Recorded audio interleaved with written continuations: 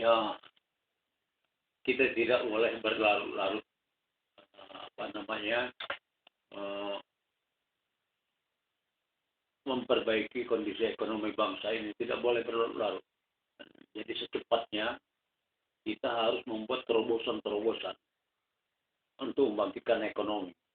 Karena apa? Karena meskipun ada corona atau tidak ada corona, ekonomi kita harus tetap tumbuh. Kalau tidak, bagaimana masyarakat nanti tidak bisa makan? Jadi saya pikir ya, terobosan yang paling mudah dan paling murah itu adalah kita segeralah ya, segera memproduksi kapal motor yang sifatnya tidak terlalu besar, artinya ukuran 15 sampai 30 ton saja, baik untuk nelayan maupun untuk angkutan, untuk pariwisata. Kita ini ribuan pulau. Jadi kalau selama ini kita artinya di daerah-daerah yang banyak penduduknya, itu kalau membuka pertanian, membuka apa itu mungkin banyak banyak protes sana protes sini, demo sana demo sini. Saya pikir kita berdayakan sajalah pulau-pulau yang masih kosong itu. Bagaimana caranya? Nah, tapi kalau tanpa adanya kapal-kapal yang dinamis, tidak mungkin kita bisa. Karena itulah pertama yang harus kita kerjakan adalah memproduksi massal kapal yang dinamis. Kalau perlu kapal motor anti tenggelam. Supaya apa? Supaya masyarakat itu mau mencari kehidupan di kelautan. Selama ini Indonesia itu 2/3 dari wilayahnya adalah laut dan pulau-pulau banyak bertebaran, ada 17.000 lebih. Tetapi hanya 1%, nggak cukup 1% masyarakat kita yang mau mencari kehidupan di kelautan. Setelah saya perhatikan, saya tanya dengan masyarakat itu kenapa sih pada nggak mau cari kehidupan di kelautan? Ya kalau di kelautan itu Pak katanya bukan mencari kehidupan, mencari kematian. Nah itulah harusnya pemerintah berpikir, supaya masyarakat pecinta laut apa loh. Nah kita buatlah kapal motor anti tenggelam supaya masyarakat tuh tidak takut pergi ke laut supaya untuk nelayan maupun menjadi apa ya. Banyak sekali Indonesia itu lapangan kerja produktif. Karena sekarang ini ya jangankan artinya menciptakan lapangan kerja yang sudah ada saja banyak yang harus ditutup. Nah, ya, tapi setelah ini, ya, setelah corona ini, tidak mungkin dia tidak habis corona. Walaupun dia tidak habis, kita harus bangkit ekonomi karena masyarakat akan makan. Ingin makan itu artinya kalau nggak ada pekerjaan, nggak ada penghasilan, makan dari mana? Akibatnya apa? Nanti malah jadi pandeminya pindah, malah jadi pandemi langsung lapar. Nah itu jadi udahlah. Sekarang ini marilah pemerintah cobalah perhatikan ya masyarakat juga sampaikan kepada pemerintah. Kita harus memproduksi kapal motor anti tenggelam sebanyak-banyaknya. Kalau perlu kita berdayakan itu pabrik besi baja, atau steel, pabrik besi baja yang mana. Itu kita bisa membuat ribuan unit per tahun. Kita buat sistem rakitan. Mudah caranya, ada metodenya. Bahkan itu sudah pernah saya antarkan langsung ke Jakarta. Itu pada tanggal 4 Desember 2014. Artinya belum sampai 2 bulan Pak Jokowi waktu itu menjadi presiden dan beliau mengatakan bahwa Indonesia akan dijadikan poros maritim dunia. Itu saya sangat gembira sekali. Sampai-sampai saya langsung ke Jakarta, saya antarkan itu ada 3 buah buku saya antarkan langsung, artinya tutorial ya, sistem cara memproduksi kapal motor anti tenggelam. Itu. Saya antarkan langsung ke Kementerian Kelautan di Merdeka Timur itu. Di Merdeka Timur itu. Cuman pada waktu itu ya mau ketemu dengan menteri susah kan, ya, jadi harus ada protokol ini. Kemudian pejabat-pejabat tingginya juga ya gimana ya, yang bawahan itu melarang. Jadi seolah-olah karena mungkin karena tahu dari saya kampung barangkali, dari kampungan barangkali, mungkin Lampung dianggapnya kampungan. Ya, jadi ya Pak katanya ini aja lah Pak, Bapak tinggalkan saja lah, nanti kami kasih tanda terima, nanti ini proposal ini kami sampaikan, nanti Bapak tunggu aja, nanti ada tunggu kalau memang direspon nanti ditelepon. Jadi malah dia menunjukkan ini Pak, ini soalnya di sini ada bertumpuk-tumpuk ini Pak proposal katanya, jadi belum tentu artinya cepat bukan proposal kata saya. Saya ini akan membantu pemerintah supaya cepat kalau mau memproduksi kapal motor anti tenggelam. Karena terus jujur saja saya sudah ada dua negara lah yang mau betul, saya nggak bohong. Cuman kalau memang nanti dari pemerintah ini saya tunjukkan ini loh fakta-faktanya, ini bahkan tertulis, bahkan ada buktinya, ada foto saya di sana gitu kan. Dan hanya mereka mau memproduksi ini, cuma dengan cara diproduksi daerah mereka. Saya bilang begini, saya maunya saya itu diproduksi di Indonesia. Kalau soal saya digaji atau tidak gaji pun nggak apa-apa, saya bilang yang penting ini diproduksinya di Indonesia. Nah itu karena apa? Karena saya mendengar Pak Jokowi waktu itu mau bikin poros maritim. Saya pikir berarti Indonesia harus menjadi pusat dari kelautan ini. Nah jadi saya pikir kenapa sampai sekarang tidak ada perhatian. Nah, ini juga harus pemerintah yang akan datang ini. Ya artinya bukan pemerintah yang akan datangnya. Artinya dimulailah dari sekarang. Kalau ada masukan-masukan dari bawah, itu jangan langsung disepelekan. Bisa jadi tukang ojek, tukang sayur, tukang pecel itu otaknya kadang-kadang lebih pintar daripada pejabat-pejabat loh. Karena apa? Karena mereka itu berkecimpung langsung. Jadi kalau ada usulan-usulan dari bawah itu coba diperhatikan. Kita ini kadang-kadang aneh saya perhatikan. Sudah tahu Indonesia ini dari zaman purbakala, sudah tahu Indonesia ini ribuan pulau terdiri dari lautan, tapi kapal aja nggak ada. Sedikit-sedikit kapal-kapal nelayan tenggelam. Ya, gimana orang mau cari kehidupan di laut? Ya, bukan hanya di laut, lah pulau-pulau itu potensi ekonominya luar biasa. Dari ini saja ya, dari dari pariwisata saja. Pada waktu belum ada corona, itu saya perhatikan di Thailand, kemudian di Malaysia, mereka sampai 20 juta lebih wisatawan. Dan negara kecil kita ini yang jumlahnya pulaunya 17.000 lebih, wisatawannya ya kalah dari mereka jumlahnya. Karena apa? Ya karena tadi sarana-sarana yang untuk menunjang pariwisata itu kurang. Nah coba di sana di Thailand itu ya, kalau orang datang kan turis-turis itu datang tuh nggak cuma satu dua apa, mereka tuh pakai rombongan 30, 40, 50 pakai travel itu. Nah mereka tuh sering mencari charteran kapal-kapal kecil itu, mereka masuk ke sungai-sungai ya. Karena kalau di Eropa itu mereka itu terutama orang Eropa, mereka nggak kepengen melihat gedung-gedung, justru mereka tuh ingin melihat artinya pulau-pulau yang masih natural kan gitu. Kita ini waduh ribuan destinasi wisata gitu yang namanya pulau-pulau. Mereka tuh nyater kapal-kapal kecil. Kan nggak mungkin kapal-kapal besar itu mereka charter, dan tidak mungkin bisa merapat ke pulau-pulau kecil. Saya pikir itulah. Jadi kalau kita punya ribuan unit kapal itu akan banyak usaha yang terbuka, usaha baru yang terbuka. Masyarakat kita nih yang mampu, dia kan misalnya dia punya uang 2 miliar, 3 miliar, dia bisa beli kapal itu. Kapal itu paling mahal harganya 2 miliar, kok bisa kita bangun mungkin di bawah situ kalau diproduksi secara massal. Saya pikir kenapa lah Indonesia ini terobosan-terobosan itu nggak mau keluar dari masyarakat. Ya, dari pemerintahnya juga kadang-kadang kurang memperhatikan kalau ada masukan-masukan dari bawah. Itu luar biasa lah Indonesia ini. Kalau memang artinya kapal itu kita ciptakan ribuan unit, bahkan ratusan ribu unit, itu akan banyak, akan terbuka lapangan kerja, akan banyak sekali. Mulai dari misalnya belum lagi penghasilan pemerintah dari situ, mulai dari misalnya pajaknya, ibarat seperti di darat lah, ada ada trayeknya, kemudian ada ujikir ya, setiap tahun misalnya atau 2 tahun sekali ujikir. Nah, kemudian galangan-galangan itu banyak dibikin di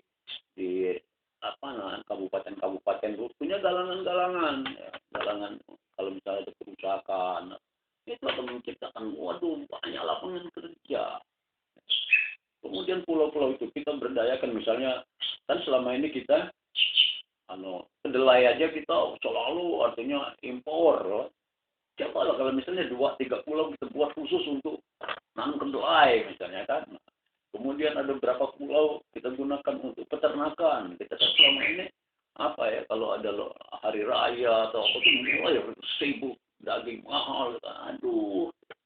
Kemudian beberapa pulau misalnya khusus cabai misalnya kan. Waduh Indonesia itu luar biasa lah. Belum lagi artinya daerah-daerah wisata kita buka di situ.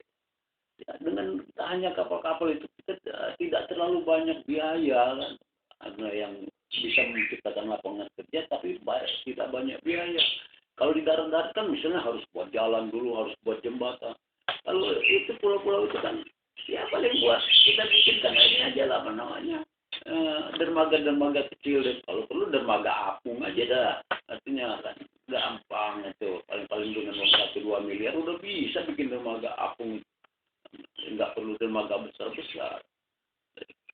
Itu saya pikir sudah dikasih Tuhan kita itu jalan antar pulau itu laut itu ribuan kilometer nggak perlu aspal nggak perlu jembatan artinya murah lah begitu ada kapal langsung bisa menghasilkan artinya bisa dia artinya yang nelayan bisa ngambil ikan bisa udang bisa bikin mutiara bisa bikin rumput laut pasti banyak lah saya jadi bingung kenapa kok Indonesia ini aneh kata saya kita ngaku bahwa kita negara apa namanya bahari tapi apalagi pabriknya sedikit di Malaysia itu ya di daerah mulai dari di Selat Malaka itu banyak betul mereka punya pabrik-pabrik kapal kita ini apa ya bukan sayang ini ya apa ya kurang inovasinya kurang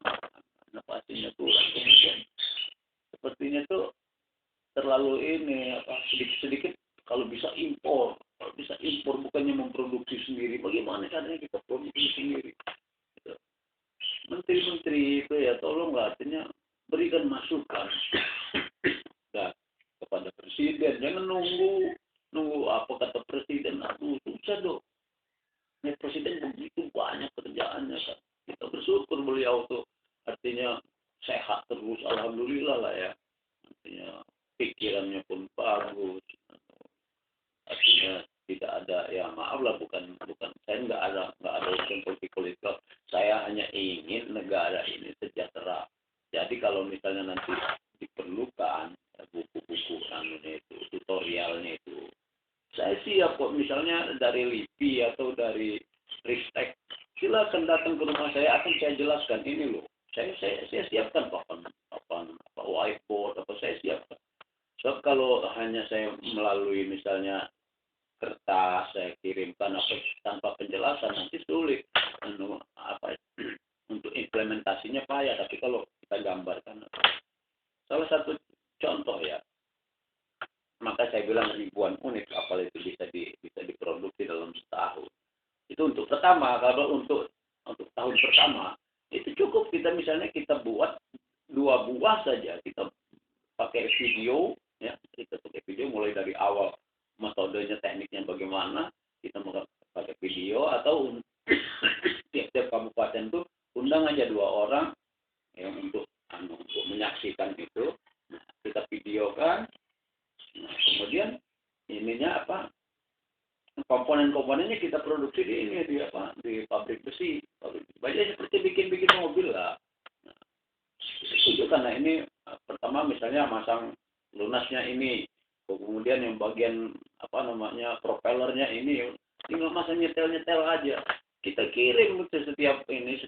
daerah itu misalnya 3 unit mereka tinggal nyetel kalau misalnya 400 kabupaten aja kali 3 udah 1.200 unit artinya dalam tempo yang singkat apalagi nanti kalau artinya sudah direncanakan fabrikasi model membuat mobil saya kira puluhan ribu unit bisa diciptakan yakinlah cobalah dengar dulu apa yang disampaikan oleh saya sudah lama itu sudah 10 tahun lebih bahkan ada di YouTube itu jadi ini saya ceritakan pada waktu itu 2008 saya melihat di Pansura itu ada ibu-ibu yang menangis dan menangis. Ditanya oleh ini awak media ini, Bu, kenapa Bu? Kok nangis di sini di pelabuhan itu?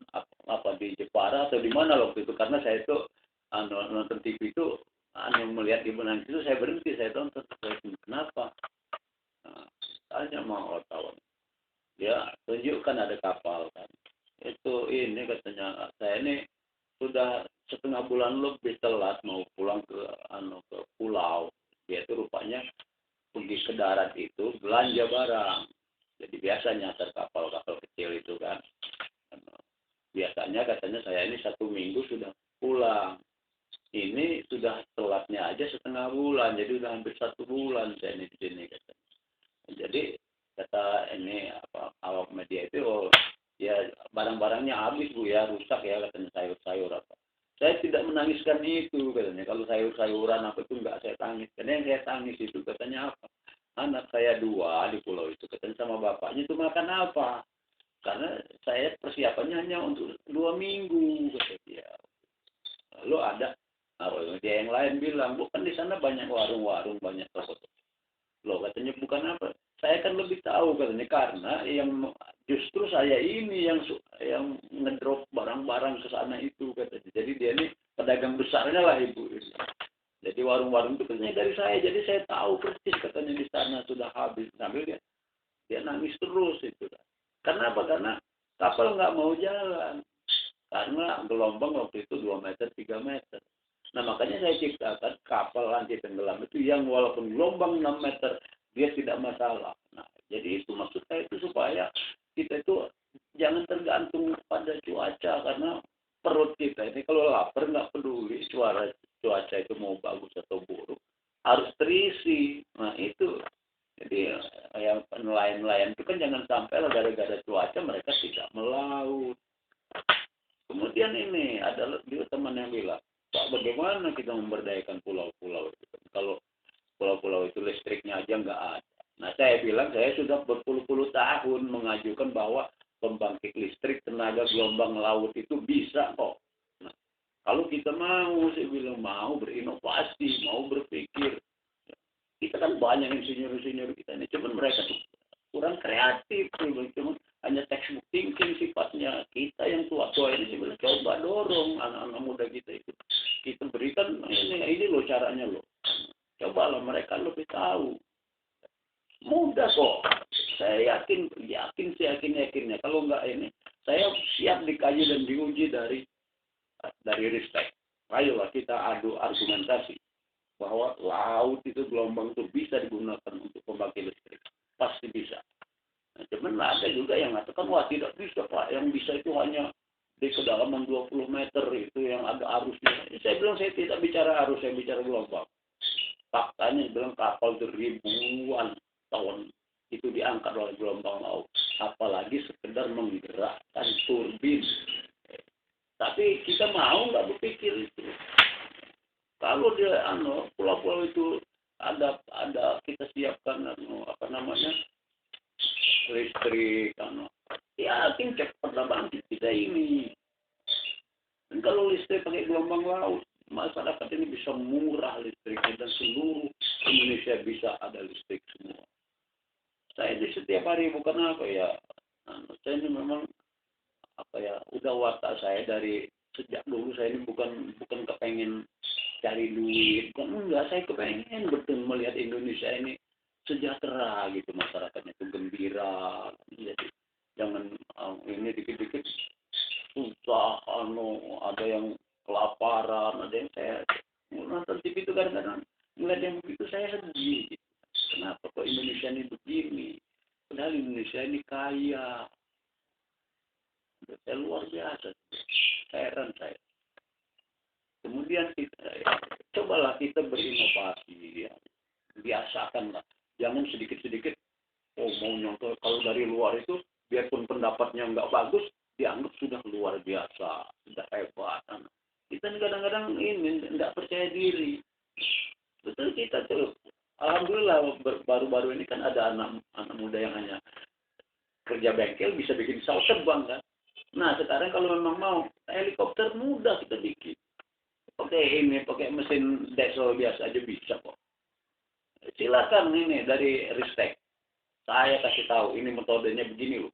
Ya, malahan kita bisa bikin helikopter yang walaupun jatuh, misalnya 10 orang paling yang mati 2 atau mungkin nggak ada yang mati.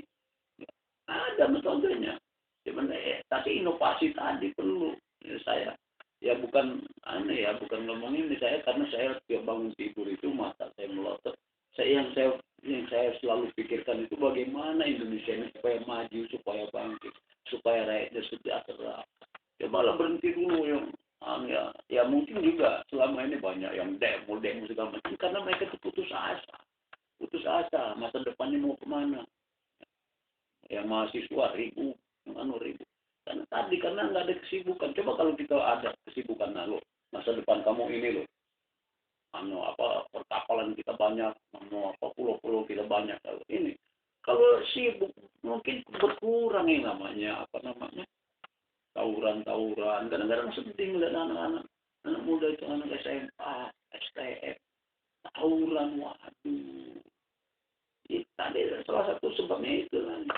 Karena orang tuanya pun artinya sibuk mencari ke sana, cari ke sini, tidak memperhatikan anak-anak. Kemudian masa depan anak-anak, mereka mulai berpikir, gua nanti lulus dari sini mau kuliah, udah kuliah mau kerja apa, yang ada aja gitu. Ayolah kita, bangsa Indonesia, cobalah kita berpikir gitu, berikan masukan kepada pemerintah, dan pemerintah juga kalau ada masukan itu dikaji dulu ini benar apa enggak, karena masyarakat di bawahnya mereka merasakan langsung, jadi tahu persis kalau misalnya daerah ini misalnya bisa tanam kacang hijau misalnya, mereka tuh tahu langsung. Kita ini kan aneh, kalau dia pendapat dari profesor dari sini, wah, buru-buru di ini, padahal belum tentu benar. Ya, kita ambil contoh aja masih jauh-jauh sampai. Sudah 75 tahun kita merdeka. Tempe itu kan dari zaman Majapahit sudah ada di Indonesia. Tapi apa coba bahan bakunya? Kita selalu impor. Karena apa? Karena walaupun kita banyak, universitas, banyak fakultas pertanian, bahkan ada IPB Bogor. Yang ditanam apa? Yang dipelajarin apa sih? Kok sampai artinya kacang kedelai aja nggak bisa bagus. Malu dong, buat apa?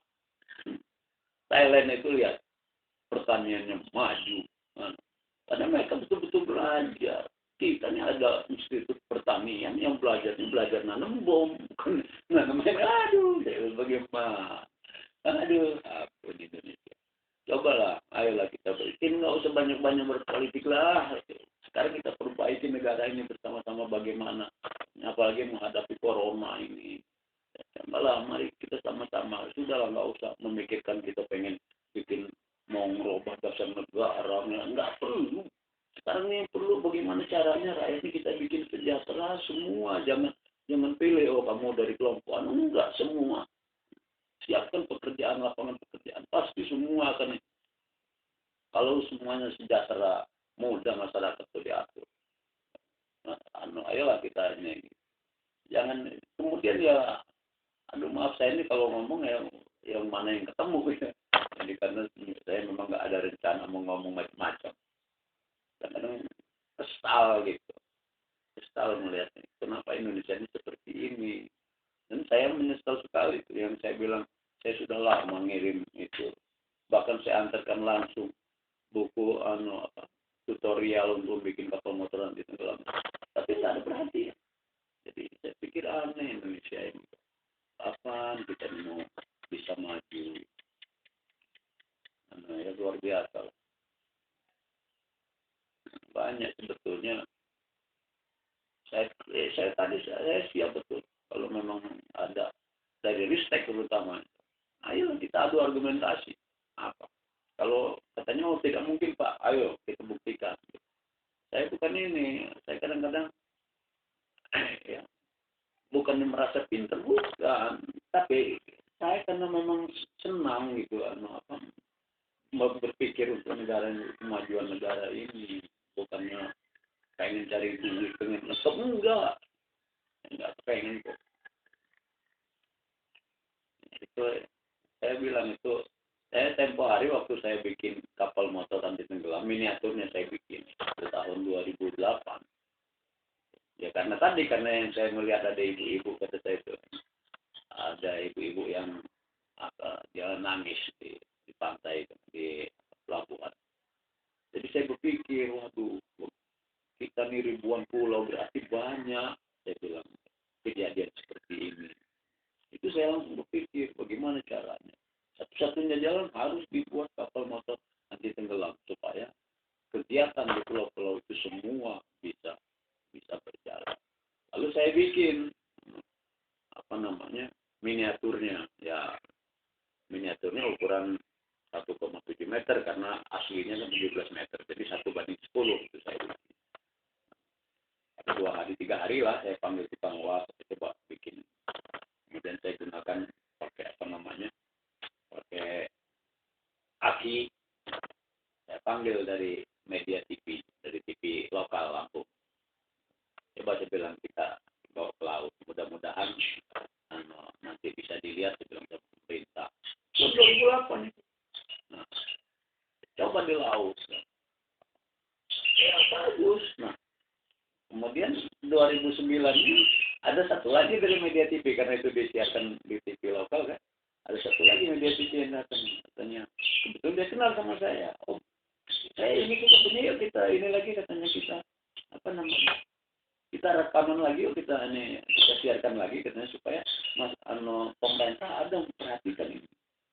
Oke, jadi 2009. Jadi ada dua televisi daerah itu yang sudah menyiarkan mulai dari 2008 2009 gitu. Tapi heran saya kok nggak ada perhatian gitu ya. Malah ada teman yang telepon saya, Pak, katanya itu saya lihat di TV, itu ada kapal motor anti tenggelam itu punya Bapak ya. Ya kenapa? Bukan, katanya begini. Nah itu tahun 2012 ya, 2012. Pada waktu itu dia ini habis nonton ini, kebetulan habis nonton TV itu melihat kapal motor anti tenggelam. Kemudian ada pula berita tentang waktu itu di Simelu itu ada gempa, sudah berminggu-minggu tidak bisa dikirim bantuan logistik. Jadi dia telepon saya, Kak, katanya, waduh ini ciptaan kakak ini katanya cocok betul, katanya kita ini kalau ada gempa di mana-mana di pulau-pulau itu kan bisa cepat katanya nolong. Saya masukin ke ini ya Kak ya, katanya ke YouTube ya. Ya saya bilang ya silakan kalau mau. Nah, dimasukkanlah ke YouTube oleh beliau ini, di YouTube itu. Tapi dalam cerita dia itu masalah gempa, masalah bencana alam, manfaatnya. Jadi bukan ke ekonomi. Jadi ya tapi namanya karena dia yang masukkannya, saya bilang ya silakan lah, nggak apa-apa. Nah, tapi dari situ beberapa orang menelpon saya karena melihat YouTube. Salah satunya ya itu ada dari luar. Saya diundang ke sana. Bahkan artinya ongkos apa enggak lah, karena saya diundang ke sana. Yang penting mereka pengen tahu aja gitu bagaimana metodenya, mau nggak kerjasama. Nah, karena sudah berulang-ulang saya nggak enak kalau nggak saya datang. Oke dah, karena sudah disiapkan tiket atau disiapkan. Oke dah. Sampai di sana itu ya mereka kepengennya di tempat mereka diproduksinya. Bahkan ya berapa bapak katanya mau dapat dapat fee atau bulanannya berapa gitu, kami siap. Saya hanya sedikit, kata saya ini bukan cari uang ya, orang gila pun mau uang, tapi bukan itu tujuan utama saya kepengen ini diproduksi untuk kebutuhan umat manusia ya. Tapi saya kepengen ini diproduksinya di Indonesia, bilang biarpun saya nggak dikasih apa-apa nggak masalah, yang penting ini diproduksi di Indonesia karena itu jadi kebanggaan saya. Indonesia itu kan negara kepulauan, negara kelautan. Hanya itu kok sebabnya. Betul, saya ada kok bukti-buktinya. Bahkan mereka sampai nanya mau berapa sih gajinya gitu kan. Iya, saya bilang saya ini bukan insinyur, bukan ini. Kami nggak butuh itu Pak. Kalau di negara kami ini itu nggak begitu penting. Katanya yang penting itu keahliannya apa. kemampuannya apa. Bukannya gelarnya panjang-panjang, dia bilang bukan. Wah, itu bilang bagus juga, ini pantas negara kamu ini cepat maju, kata saya. Karena masukan dari mana-mana tuh diambil dulu. Saya kira itu dulu lah, mudah-mudahan ini ada perhatian dari pemerintah. Ada tuh di YouTube itu, kapal motor anti tenggelam, ada lambang Lampungnya itu, ada bendera merah putihnya. Itu punya saya itu. Ya, metodenya gampang, jadi itu kelihatannya aja yang begitu. Kalau apa namanya, tata ruangnya itu kan bisa dirubah, bisa misalnya kalau untuk khusus untuk wisata, ya merubah. Yang penting bagian-bagian bawahnya itu yang ada aturan supaya dia tidak tenggelam itu jangan diganggu. Dia ada pintu sendiri, begitu air masuk dia keluar sendiri. Nggak ada, jadi walaupun dia 6 meter, ayolah kita coba, nanti kita bikin satu. Saya ikut, kita kemana? Kita ke Samudra Hindia sana lah. Kita coba tenggelam, nggak, kalau tenggelam biar saya ngikut. Gitu aja. Kuncinya di situ. Ada ya juga orang yang bilang, oh Pak, Bapak ini terkebur. Kok anti tenggelam? Dan udah nginiin Tuhan. Saya bilang, bukan begitu. Ukuran otak manusia sampai di situ. Jangan dibanding-bandingin sama Tuhan. Terus dibandingin sama Tuhan, jangan ke kapal, saya bilang. Benua aja tenggelam. Jadi udahlah, jangan selalu dikit-dikit dibandingkan. Dibilang tak kebur. Dibilang jangan bodoh lah, pikir. Dibilang kita dikasih otak oleh Tuhan, suruh mikir. Saya kira itu dulu lah. Mohon maaf kalau ada ucapan yang kurang. Tapi saya jujur betul. Saya bukannya orang mau politik enggak. Saya politik, saya hanya ingin melihat Indonesia ini sejahtera. Kalau dia baik, saya katakan baik. Kalau dia jelek, saya katakan jelek. Iya, itu saja. Semoga Indonesia cepat pulih dan corona